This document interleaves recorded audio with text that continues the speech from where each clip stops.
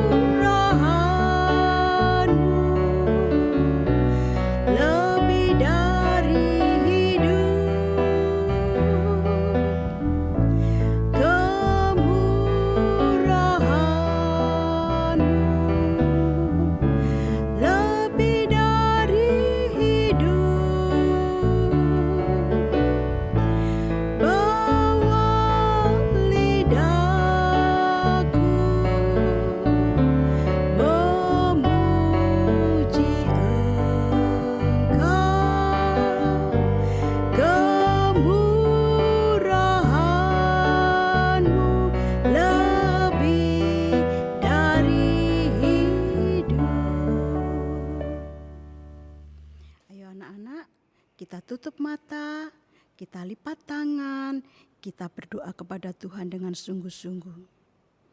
Inilah Tuhan, kerinduan hati kami, bahwa sungguh kami boleh senantiasa mendapatkan kemurahan-Mu. Juga pada sore hari ini, kami bersyukur kami boleh beribadah kepada Engkau. Ini semua karena kasih kemurahan-Mu.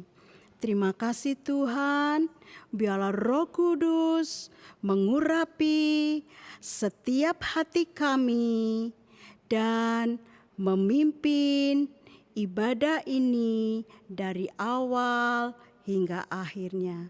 Terima kasih Tuhan, roh-roh jahat, roh main-main, roh tidak sungguh-sungguh kami usirkan di dalam nama Tuhan Yesus Kristus.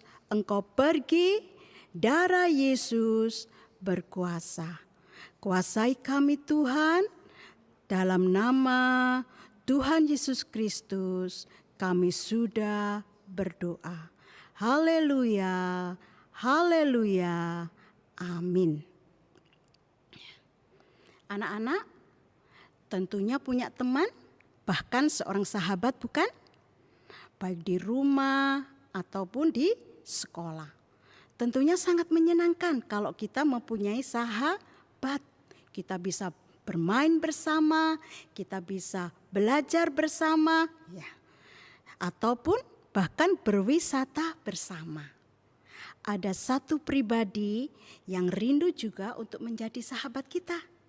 Pribadi yang sangat agung. Siapa itu? Tuhan Yesus. Ayo kita nyanyikan pujian, ada satu sobatku yang setia. Kita tetap bangkit berdiri ya. Ada satu sobatku yang setia, tak pernah dia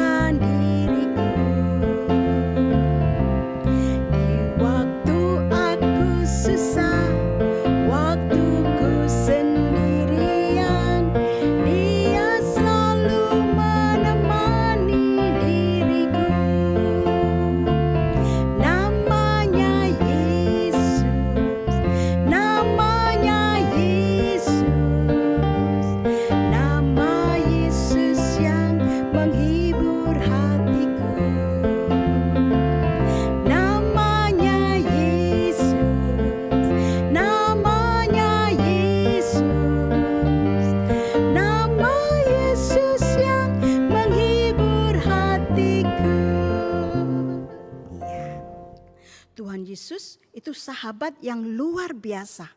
Dia adalah sahabat yang setia. Dalam keadaan apapun, dia tidak akan pernah meninggalkan kita. Asal kita mau taat kepada Tuhan. Taat dengar-dengaran kepada firman Tuhan. Kita nyanyikan pujian T-A-A-T, taat.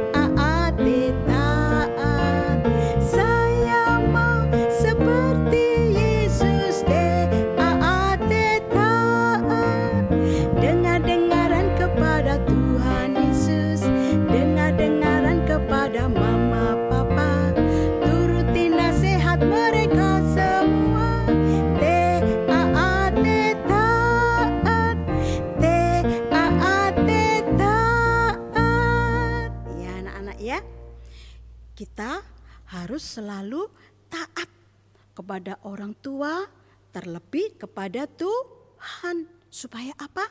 Supaya kita selalu disertai Tuhan. Ayo, sebelum kita masuk dalam pemberitaan firman, Tante akan membacakan pengumuman. Pengumuman ya, untuk ibadah sekolah minggu offline di gereja di Surabaya pada jam 9.15 menit, di Malang pada pukul 10, di Medan pukul 10.15 menit, dan di Jakarta pukul 4 sore. Ya, untuk mengikuti ibadah sekolah minggu di gereja, harap mendaftar terlebih dahulu lewat orang tua atau guru-guru. Setiap kali beribadah, anak-anak berpakaian yang rapi, baik yang offline maupun yang online. Jangan lupa untuk menyiapkan Alkitab, buku catatan, dan alat tulis untuk yang sudah bisa membaca dan menulis. Ringkasan firman Tuhan, link YouTube, tugas, dan atau kegiatan sekolah minggu secara online bisa dilihat di Google Classroom dengan kode kelas KZYIYNP. Tante ulangi, KZYIYNP. Bagi anak-anak yang ikut orang tua beribadah di gereja, tidak boleh mengganggu, tidak ramai, tidak jalan-jalan ataupun lari-lari. Anak-anak duduk yang manis, ikut memuji Tuhan, mendengarkan firman Tuhan dengan sikap yang manis. Itu pengumumannya ya. Kemudian sebentar lagi kita akan mendengarkan firman Tuhan. Ayo kita siapkan telinga kita siapkan hati kita supaya kita bisa mengerti firman. Bisa mengerti firman, kemudian bisa percaya. Dan terakhir bisa melakukan firman.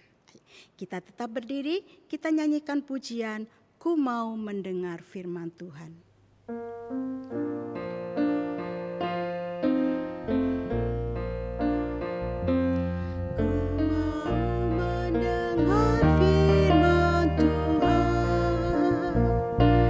Hati dan telingaku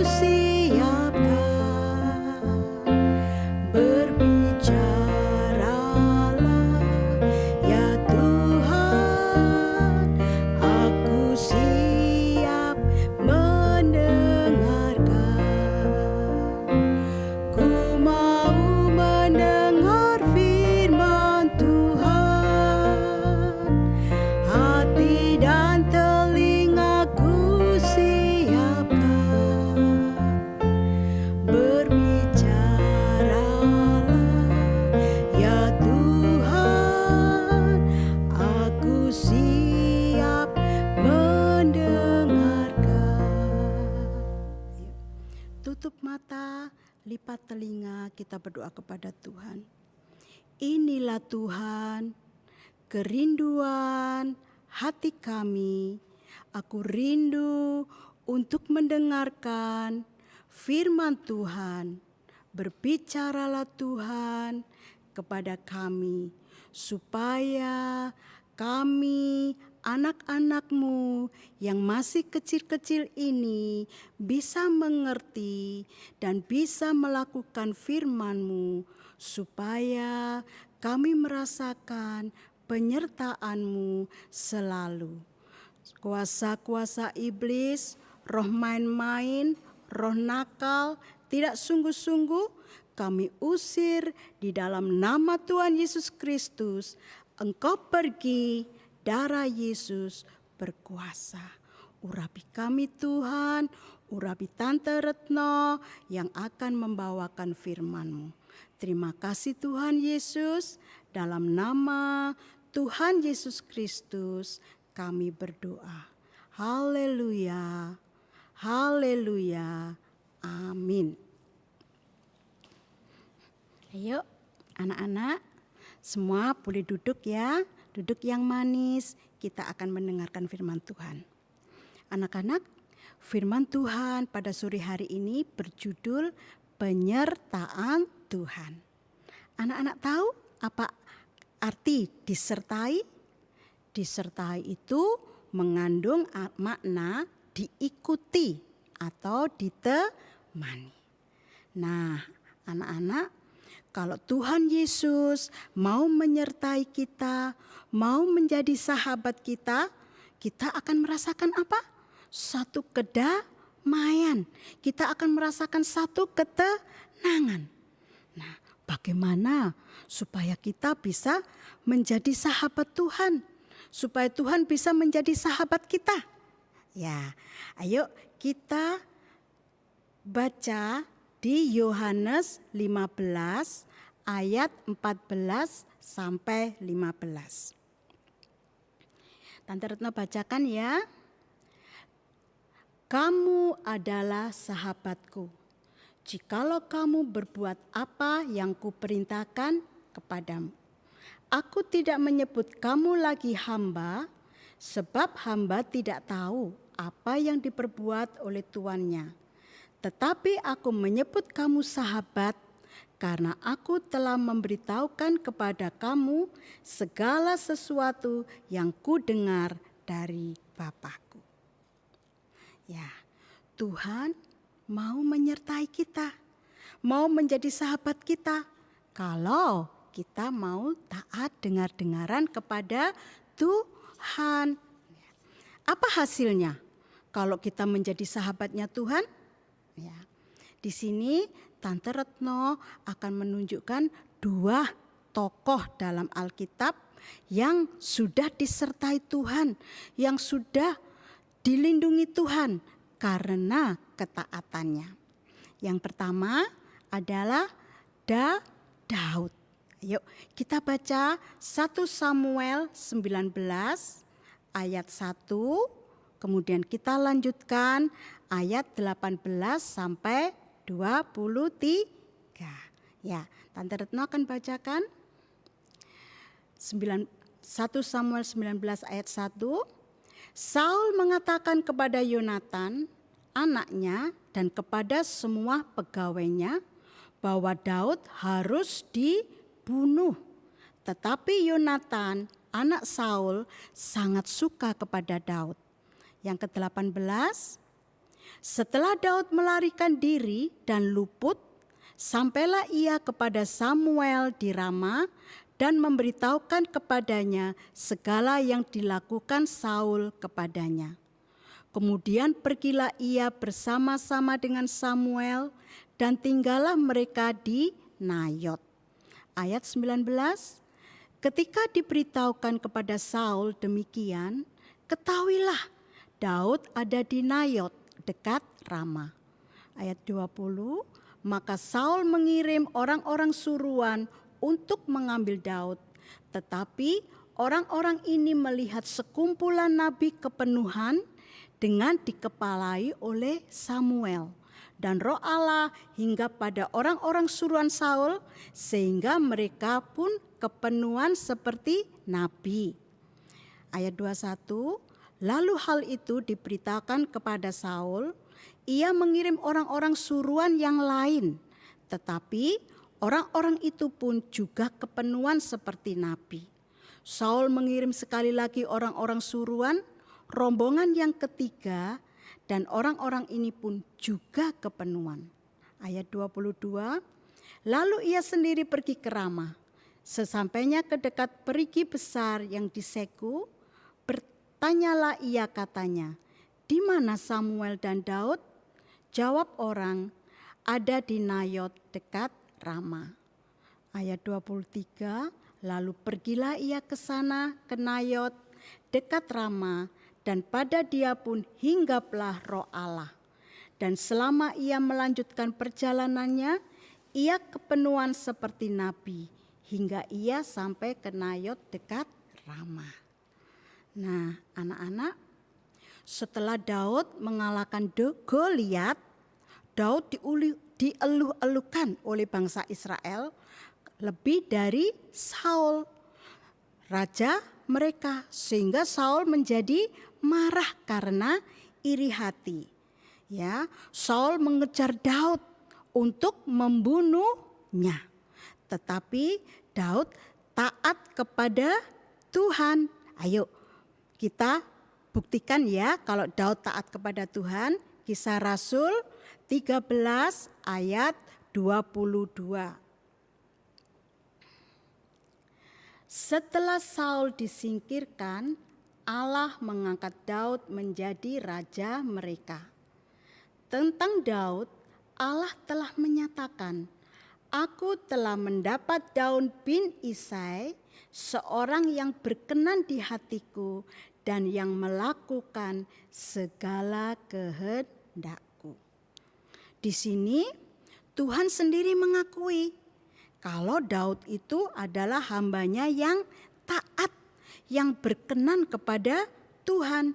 Sehingga Tuhan selalu melindungi, Tuhan melepaskan Daud dari kejaran Saul yang ingin membunuh Daud.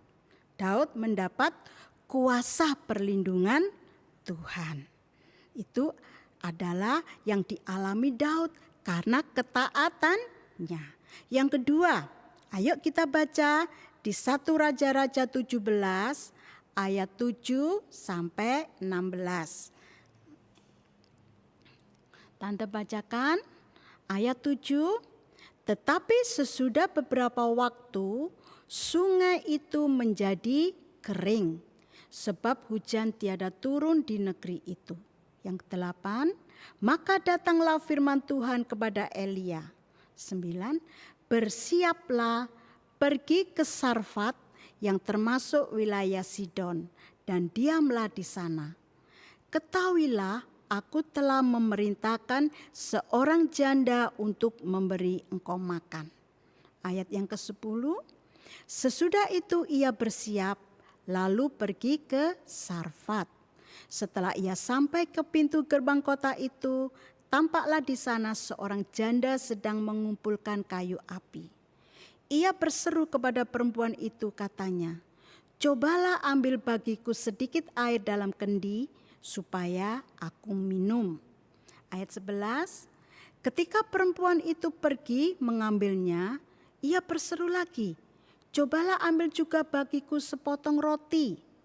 Ayat yang ke-12, perempuan itu menjawab, demi Tuhan Allahmu yang hidup, sesungguhnya tidak ada roti padaku sedikit pun, kecuali segenggam tepung dalam tempayan dan sedikit minyak dalam buli-buli. Dan sekarang aku sedang mengumpulkan 2-3 potong kayu api, kemudian aku mau pulang dan mengolahnya bagiku dan bagi anakku, dan setelah kami memakannya, maka kami akan mati. Yang ke-13, tetapi Elia berkata kepadanya, janganlah takut, pulanglah, buatlah seperti yang kau katakan. Tetapi buatlah lebih dahulu bagiku sepotong roti bundar kecil daripadanya dan bawalah kepadaku. Kemudian barulah kau buat bagimu dan bagi anakmu. Ayat 14, sebab beginilah firman Tuhan Allah Israel. Tepung dalam tempayan itu tidak akan habis dan minyak dalam buli-buli itu pun tidak akan berkurang sampai pada waktu Tuhan memberi hujan ke atas muka bumi ini. Yang ke-15, lalu pergilah perempuan itu dan berbuat seperti yang dikatakan Elia. Maka perempuan itu dan dia serta anak perempuan itu mendapat makan beberapa waktu lamanya. Yang ke-16, tepung dalam tempayan itu tidak habis dan minyak dalam buli-buli itu tidak berkurang seperti firman yang diucapkannya dengan perantaraan Elia. Nah, anak-anak, di sini adalah cerita ibu janda di Sarfat. Ibu ini melakukan apa yang dikatakan Elia, abdi Allah, untuk membuatkan sebuah roti. Pada dia hanya ada sedikit tepung dan minyak untuk dia dan anaknya. Setelah itu mereka akan mati karena tidak ada makanan lagi. Kenapa? Sebab saat itu di negeri Israel terjadi kemarau yang panjang. Banyak tumbuhan yang mati, banyak hewan yang mati, sungai pun menjadi kering. Tetapi ibu ini mengutamakan Tuhan. Dia taat dengar-dengaran kepada Tuhan. Sehingga ibu janda ini mengalami mukjizat. Dia mendapatkan tepung dan minyak yang tidak pernah habis sampai masa kemarau berakhir.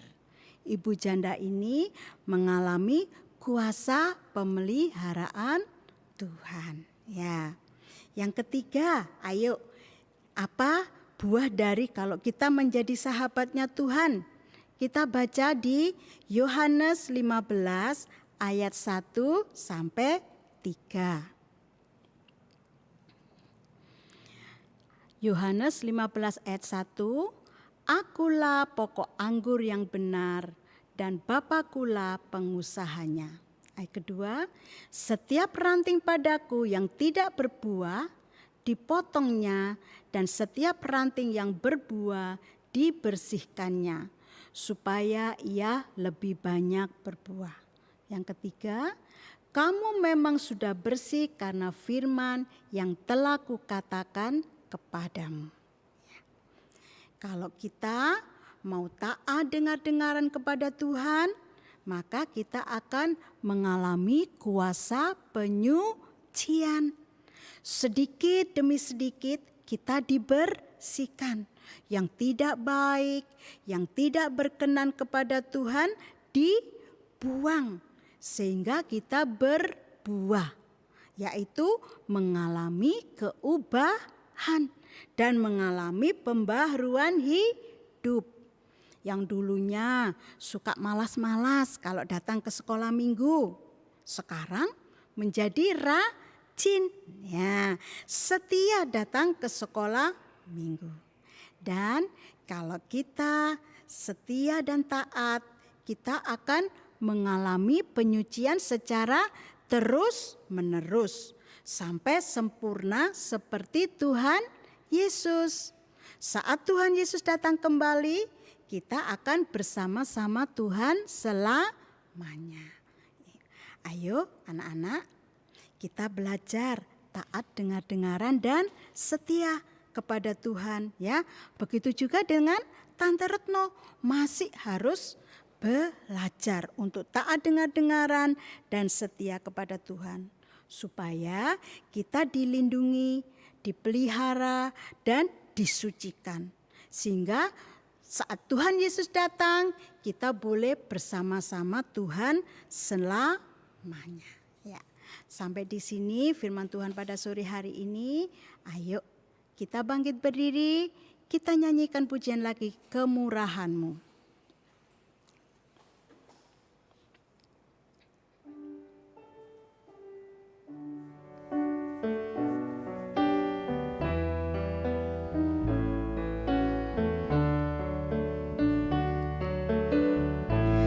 Kemurahan-Mu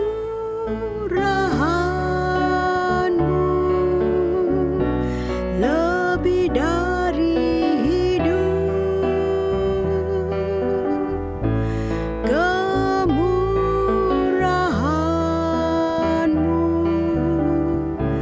lebih dari hidup. Bahwa lidahku memuji Engkau, kemurahan-Mu lebih dari hidup.